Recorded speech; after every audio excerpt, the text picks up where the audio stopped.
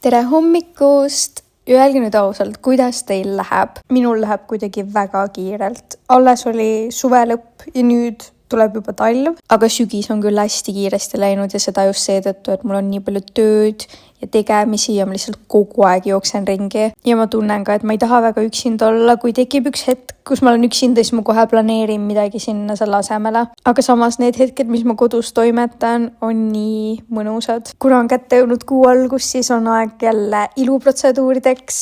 Iga kuu ma käin laserepilatsioonis Keidi ilustuudios. Love her, see oli mul 5. kord ja muutust on väga näha ning siis juba edasi ka küüntesse. See oli mu 2. kord Gertrudi juures ja ma jäin tulemusega mega rahule, nii ilus. Ja siis ma avastasin, et minu steik külmkapis oli halvaks läinud, seega ma pidin toitu tellima. Ja minuni jõudis ka üllatuspakk Nokolt ja Bearbellsilt, mis oli nii armas ja jõulune. Proovisime Liisbetiga uusi tooteid ja juba hakkasimegi liikuma. Karolin oli juba väga in the mood, sellepärast et me läksime tantsutrenni tüdrukutega. Ja ma ütlen kohe ära, ma ei oska tantsida. Aga minu eesmärgiks on õppida tantsima. Seega we watch and we don't judge. Ja peale trenni saigi minu päev läbi, seega bye!